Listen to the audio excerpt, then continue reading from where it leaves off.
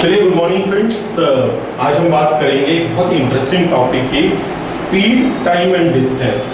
सबसे important topic है mathematics का।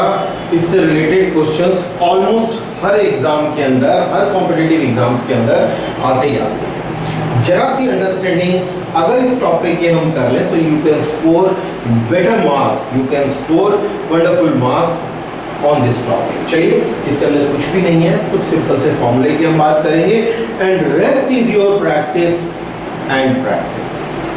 चलिए बात करते हैं। सबसे पहले इस टॉपिक के अंदर the formula which is there is speed is equal to distance upon time.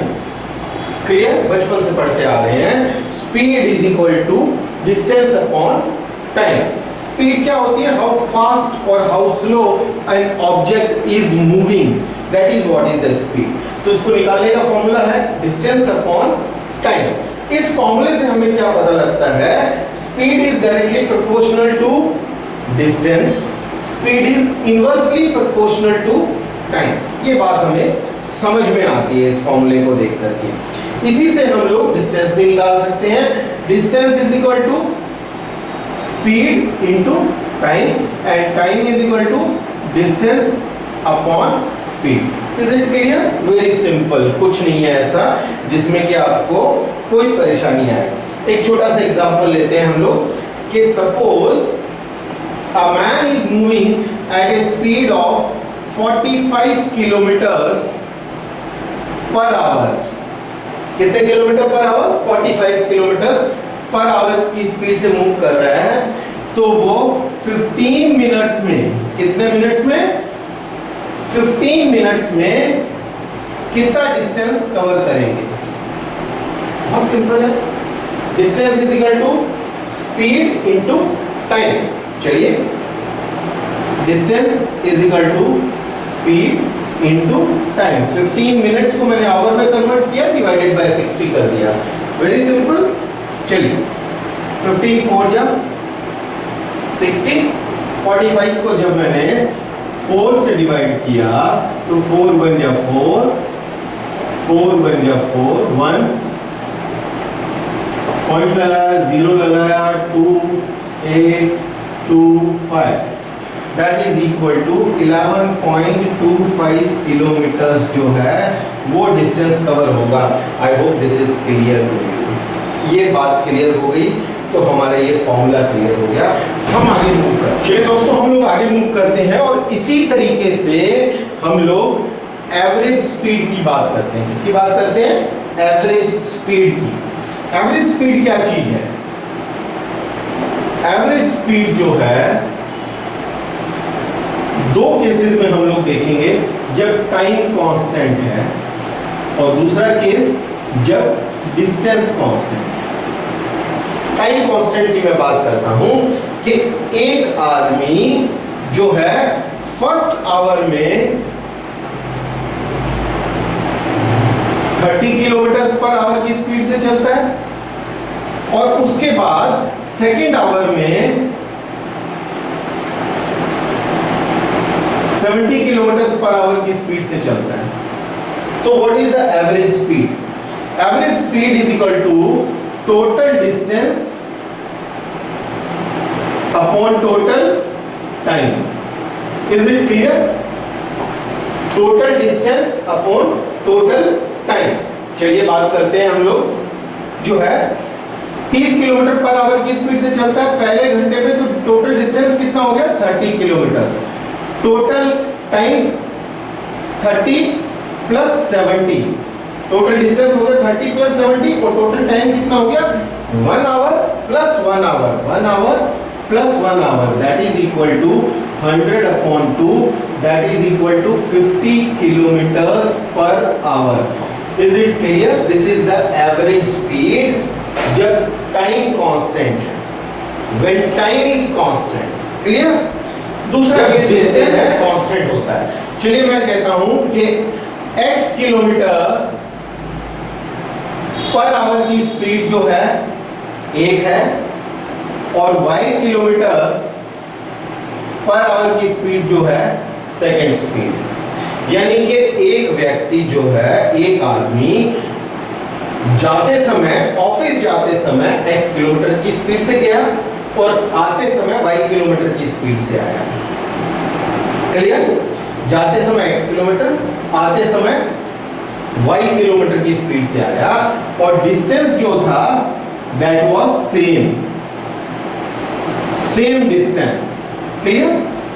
इस केस में टाइम t1 कितना लगा फर्स्ट केस में, तो speed is equal to distance upon time and time is equal to distance हमने d मान लिया और स्पीड जो थी x, और दूसरा टाइम कितना लगा सेकेंड टाइम में, d अपॉन y। क्लियर?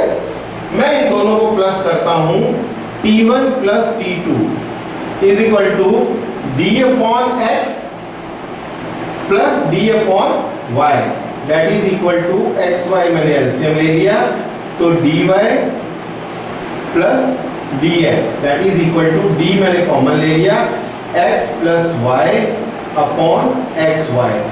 ये बात समझ में आ गई कि दोनों का जो टाइम है, यानी जाते समय का टाइम और आते समय का जो टोटल टाइम है, दिस इज व्हाट इज। हम चले वापस उसके ऊपर कि what is the average speed. Average speed is equal to total time. Total time कितना हो गया, dx plus y upon x y, total time, total distance upon total time. ये हमारा टोटल टाइम हो गया। एवरेज स्पीड की मैं बात करता हूं अब, तो मैं देखता हूं this is the total time, this is the total time and what is the total distance.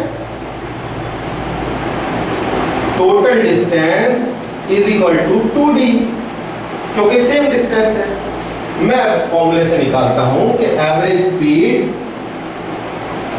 Is equal to total distance हो गया 2d अपॉन टोटल टाइम मेरा ये हो गया d x plus y upon x y ऊपर आ गया, मैंने d से d माइनस किया, that is equal to 2xy upon x plus Y.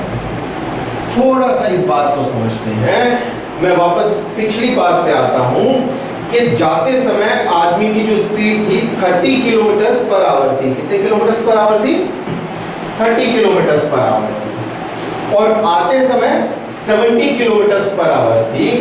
तो अगर हम देखें कि 30 plus 70 upon 2 that is equal to 50 kilometer per hour average speed हो जाएगी, which is the wrong answer, because this time distance is same, time is not same. अब इस फॉर्मूले में हम लोग लगाएंगे 230 into 70 upon 30 plus 70 100 that is equal to 50, that is equal to 210 upon 5। 210 upon 5 को जब मैंने सॉल्व किया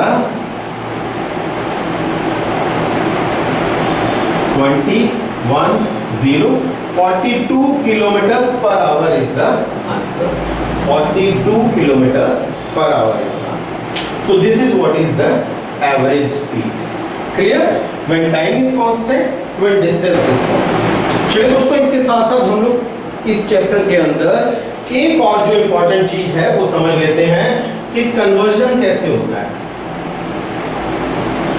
यानी कि हम जानते हैं 1 kilometer is equal to 1000 meters. 1 hour is equal to 60 minutes और is equal to 60 into 60 seconds, that is 3600 seconds। Clear? ये होता है बेसिकली। तो 1 kilometer per hour is equal to 1000 upon 3600 that is equal to 5 upon 18 meter per second. Clear? यानी कि अगर kilometre per our को metre per second में convert करना है तो you simply multiply it by 5/8। समझ में आई बात? इसी तरीके से अगर मैं meter per second, 1 meter is equal to 1/1000 kilometer, and meter per second को अगर मैं कन्वर्ट करता हूं किलोमीटर पर आवर में, तो दैट बिकम्स 18/5 किलोमीटर पर सेकेंड। Is it clear? यानी कि 1 मीटर पर सेकेंड को अगर किलोमीटर पर आवर में कन्वर्ट करना है तो यू मल्टीप्लाई इट बाय 18/5, और किलोमीटर पर आवर को अगर मीटर पर सेकंड में कन्वर्ट करना है तो simply multiply by 5/80। Hope this is clear to you. चलिए हम आगे मूव करते हैं और लेट अस लुक एट, इसका एक एग्जांपल देख लेते हैं आगे मूव करने से पहले। सपोज 50 किलोमीटर पर आवर की स्पीड से कोई मूव कर रहा है तो 60 किलोमीटर मूव करने में कितना टाइम लगेगा? तो time is equal to, very good, time is equal to distance upon speed. Distance 60 है, स्पीड 50 है, that is equal to 6/5 hours. अब इसको मैं अगर कन्वर्ट करता हूं तो मैं इसको मिनट्स में कन्वर्ट करने के लिए 60 से मल्टीप्लाई कर देता हूं, तो दैट कम्स टू 72 मिनट्स। इसका मतलब 1 आवर एंड 12 मिनट्स उसको लगेंगे 50 किलोमीटर की स्पीड से 60 kilometre cover. Is it clear? चलिए हम लोग सीधे क्वेश्चंस की तरफ मूव करते हैं। Let us practice what type of questions are there in your competitive exam. चलिए दोस्तों मूव करते हैं हम लोग क्विकली क्वेश्चंस की तरफ। सबसे पहला क्वेश्चन आपके सामने है, will quickly read it out. अभी walks 3/4 of his usual speed and reaches home 10 minutes late. Find the usual time taken by him. चलिए हम मान लेते हैं कि उसकी यूजुअल स्पीड x होती है और उसको t टाइम लगता है। कितना टाइम लगता है? t time. So therefore distance is equal to x into t। उसका डिस्टेंस कितना हुआ? x into t, और यही डिस्टेंस सेम है चाहे वो 10 मिनट लेट पहुंच रहा है। That means 3/4 of his usual speed multiplied by, या इस केस में t कितना हो जाएगा? t will become t plus, क्योंकि 10 मिनट उसको ज्यादा लग रहे हैं, t plus 10/60। Is it clear? हम इसको क्विकली सॉल्व कर लेते हैं। ये 60 आ गया, 60t plus 10 multiplied by 3x/4 xt, सब इधर आ गया, 4 into 60 into xt upon 3x, x से x कट गया, 20 आ गया। So that means 60t plus 10 is equal to 80t। 10 is equal to 20t and t is equal to 10/20, that is equal to 1/2 hours, that is equal to 30 minutes, and this is the correct answer. Is it clear?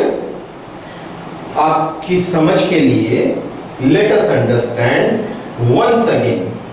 देखिए यहां distance जो है that is same, चाहे वो 10 minute late पहुंच रहा है चाहे 10 मिनट पहले पहुंच रहा है। सो डिस्टेंस जो है दिस इज कांस्टेंट। तो हमने क्या किया, हमने सबसे पहले यूजुअल स्पीड से उसका डिस्टेंस लिया xt, फिर हमने देखा 10 मिनट्स लेट के हिसाब से उसका डिस्टेंस कितना आएगा, 3/4 of his usual speed multiplied by -10 minutes, यानी कि 10 मिनट ज्यादा ले रहा है तो यानी कि प्लस 10 मिनट, सॉरी 10 मिनट ज्यादा ले रहा है। So t plus 10/60, and this is how we solved it out, and the answer is 30. We move to the next question. When we move to the next question is there in front of you. A train takes 18 seconds to pass through a platform from 162 meter long. and 15 seconds to pass through another platform 120 meter long. एक train जो है 18 second के अंदर 162 metre long जो है platform को पार कर लेती है और 15 सेकंड्स के अंदर 120 मीटर्स को पार कर लेती है. The length of the train is, इसके इसमें क्या है, स्पीड सेम है. What is it? Speed is same. तो स्पीड सेम है तो स्पीड का फॉर्मूला तो हमको मालूम है, speed is equal to distance upon time. चलिए उस केस में हम इसी फॉर्मूले को लगाते हैं कि स्पीड दोनों टाइम पे सेम है. तो फर्स्ट टाइम पे जो डिस्टेंस हुआ, what is it, first time पे जो डिस्टेंस हुआ दैट इज 162 प्लस ट्रेन का डिस्टेंस. कितनी सेकंड्स में, 18 सेकंड्स में. इट इज इक्वल टू, इसी फॉर्मूले पे चल रहे हैं हम लोग, डिस्टेंस अपॉन टाइम के फॉर्मूले पे, distance upon time. Second time पे क्या हुआ, 120 plus p upon how many seconds, 15 seconds. ये हमारी इक्वेशन बन गई. आप समझ के मेरी बात को. This is the speed, speed same है इसके अंदर, तो डिस्टेंस फर्स्ट टाइम के अंदर 162 प्लस ट्रेन का length followed by this 120 plus train का length and this. I'll simply divide it by 3, 5, 6 multiply किया मैंने 162 को, तो 0, 1, 31, 8, 810 plus p is equal to 720 plus 6p. Clear? This is 5p. Okay? So 810 में से 720 निकाला तो 90 is equal to t. So t is equal to, that means length of the train is equal to 90 meters. Is it clear? ये बात समझ में आ गई आपको. Simple formula, simple calculation. You have to simply understand the question. आपको सिर्फ और सिर्फ क्वेश्चन को समझना है. We move to the next question. We move to the very interesting question. Very good question is there in front of you. The ratio of length of two trains. Length of trains. दो trains की length का ratio इतना है और speed का ratio इतना है. Clear? Time का ratio निकालना है. The ratio of time we need to find. बहुत सिंपल सी बात है. जैसा कि हम जानते हैं speed is equal to distance upon time. मैं इसको दो तरीके से solve करके दिखाऊंगा आपको. Let us talk about the first method. First method के अंदर speed is equal to distance upon time and time is equal to distance upon speed. So मैं T1 पहली ट्रेन के अंदर T1 is 4 ratio 6 क्योंकि ये डिस्टेंस हो गया और ये स्पीड होगी फर्स्ट ट्रेन की, और T2 is equal to 3 upon 11 ये सेकेंड ट्रेन की डिस्टेंस हो गया, ये इसकी स्पीड होगी क्योंकि पोल को क्रॉस करना है. We have to cross a pole. Pole को क्रॉस करने का मतलब हो गया लेंथ ऑफ द ट्रेन जो है दैट इज द डिस्टेंस. चलिए T1 अपॉन T2 अगर मैं करता हूं the ratio, we talk about 5 ratios, 4 upon 6, 11 upon 3 that is equal to 44 upon 18 that is equal to 22 upon 9. चलिए this is the correct answer. Clear? एक second method और इसके साथ साथ हम लोग बात कर लेते हैं कि जैसा कि हम जानते हैं time is directly proportional to distance. t is directly proportional to distance. तो डिस्टेंस को तो मैंने लिख लिया 4 upon 3 and time is inversely proportional to speed. तो इनवर्सली प्रोपोर्शनल का मतलब हो गया ये उल्टा हो गया, that is equal to 44 upon 18 that is equal to 22 upon. Is it clear? ये डायरेक्ट तरीके से आप कर सकते हैं. Simple. Time is directly proportional to speed, same ratio लिख लिया. टाइम इज इनवर्सली प्रोपोर्शनल, उल्टा रेशियो लिख लिया and you get answer. Clear? We move to the next question. चलिए दोस्तों नेक्स्ट क्वेश्चन की तरफ मूव करते हैं. There is an interesting question in front of you. Two trains start from station X and Z and travel towards each other. एक दूसरे की तरफ आ रही है at a speed of 75 km and 72 km per hour. At the time of their meeting, यानी कि जब वो ट्रेन्स आपस में मिलती हैं, X और जेड, जब ये ट्रेन आपस में मिलती हैं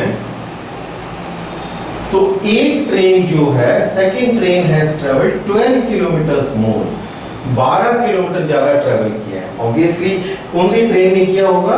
जिसकी स्पीड ज्यादा है, उसने 12 किलोमीटर ट्रेवल किया है जब वो मिलती हैं।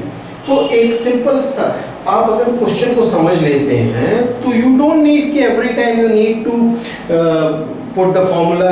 एक कॉमन सेंस की बात है कि अगर 1 घंटा ये चलती है और 1 घंटा ये चलती है तो 3 किलोमीटर का डिफरेंस आता है, यानी कि 12 किलोमीटर 1 घंटे में, यानी 12 किलोमीटर का जो डिफरेंस है वो 4 घंटे में आएगा। बहुत सिंपल सी बात है, कोई कैलकुलेशन नहीं चाहिए इसके लिए।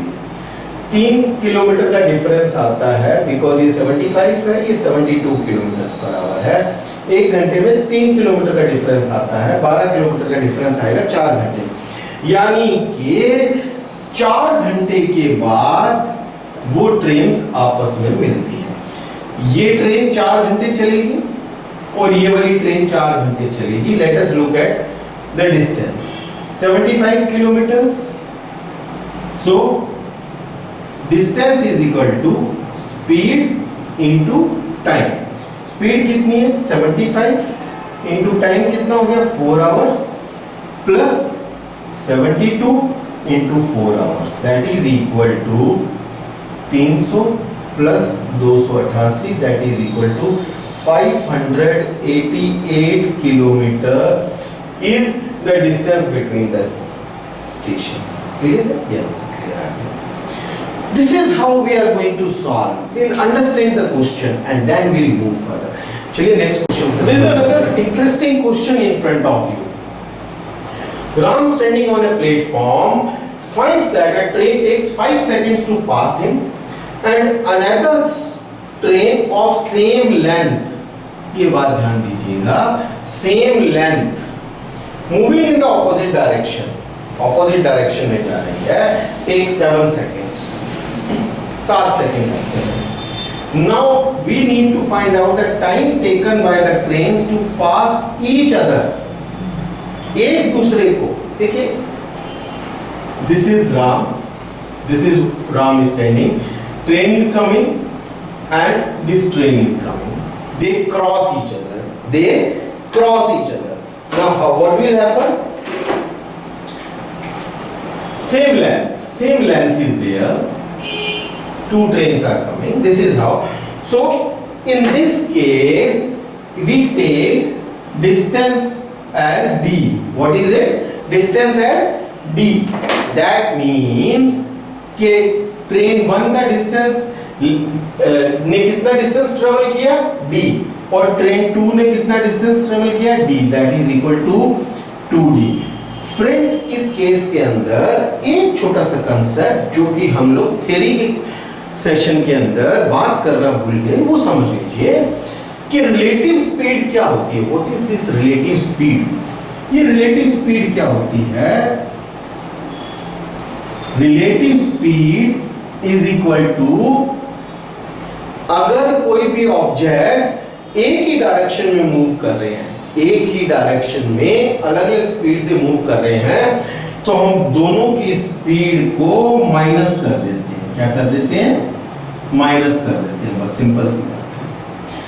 अगर दो ऑब्जेक्ट ऑपोजिट डायरेक्शन में एक दूसरे की तरफ मूव कर रहे हैं, एक दूसरे की तरफ, they are coming in the same, एक दूसरे की तरफ ऑपोजिट डायरेक्शन के अंदर, तो उनकी स्पीड जो है वो प्लस हो जाती है। बस इतनी सी बात समझने की है, that is what is relative speed.